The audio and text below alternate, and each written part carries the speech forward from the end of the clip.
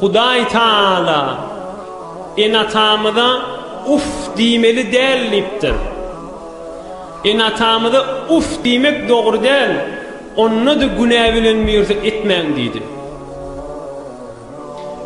Öz enemiz günah bilen büýrünni etmeli däl bolsa, dostum aýtdy, heleyim aýtdy, ärim aýtdy, ya näme aýtdy diýip günah etmek dogry boljak.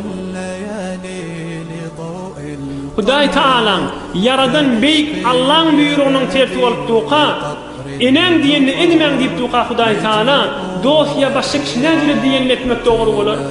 Nädire dostun ya bir zadyň ýüzüne galyp, ya heleyiniň ya dogunyň ýüzüne galyp, din bernamadan galyp, öz imanyna derer bermedi. Qaçır iştivalatdy. Qaçı sonra ökülmege ýetirýän adam eşitsin, hala eşitmesin. Halamın halk kulak assın, hala kulak asmasın.